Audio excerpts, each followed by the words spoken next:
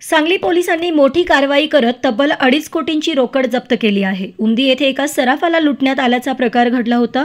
या लुटीमध्ये 3 लाखांची रोकड लंपास केल्याची फिर्याद दाखल झाली होती।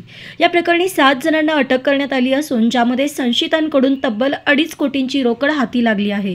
विजापूर येथून संशयित आरोपींच्या घरातून ही रोकड जप्त करण्यात आली आहे। अटक करण्यात आलेले संशयित आरोपी हे विजापूर, सोलापूर आणि उमदीमधील असल्याचे समोर आले आहे। तर ज्या सराफाला लुटण्यात आलं होतं त्या सराफाच्या ड्रायव्हरच्या मुलाचा देखील अटक करण्यात आलेल्यांचा मध्ये समावेश आहे। विशेष म्हणजे ज्या सराफाला लुटण्यात आलं होतं त्याने 3 लाखांची रोकड लंपास केल्याची फिर्याद दाखल केली होती। मात्र पोलिसांच्या कारवाईमध्ये संशयित आरोपींच्याकडून तब्बल 2.5 कोटींची रोकड जप्त करण्यात आली आहे।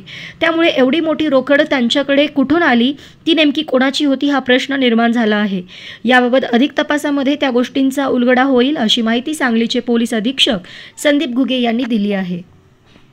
उमदी पोलीस स्टेशन येथे 14 एप्रिल रोजी पहाटे हायवे रॉबरीचा प्रकार घडलेला होता, ज्यामध्ये फिर्यादीने दिलेल्या तक्रारीनुसार 3 लाख रुपये कॅश, एक सोन्याची अंगठी, 2 मोबाईल फोन आणि फिर्यादी वापरत असलेली गाडी, 4 व्हीलर गाडी हे आरोपींनी त्याच्याकडून लुटलेली होती। पोलिसांनी तात्काळ या गुन्ह्याची नोंद घेऊन तपास सुरू केला, ज्यामध्ये एकूण 7 आरोपी त्यामध्ये निष्पन्न झाले। आरोपींची संख्या बघता त्या ठिकाणी दरोड्याचा गुन्हा कलमवाढ करण्यात आली।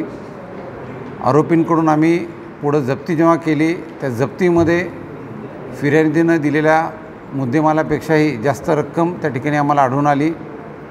गुन्ह्यामध्ये एकूण 3 लाख रुपये कॅश सांगण्यात आली। त्यानुसार आरोपींची जेव्हा आपण घरझडती घेतली, शोध घेतला, त्यामध्ये एकूण जवळपास 2.5 कोटी रुपये कॅश ही त्या ठिकाणी जप्त केलेली आहे। त्याचबरोबर फिर्यादीची गाडी सुझुकी ब्रेझा ही 4 व्हीलरसुद्धा जप्त करण्यात आलेली आहे। आज माननीय न्यायालयासमोर आरोपींना हजर केले असता आरोपींना 6 दिवस PCR मिळालेला आहे। या दरम्यान आम्ही अधिकचा तपास करणार आहोत।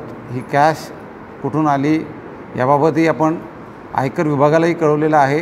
त्यांच्याकडूनही चौकशी चालू आहे आणि पुढची कारवाई पोलीस विभाग त्याचबरोबर आयकर विभागही करत आहे।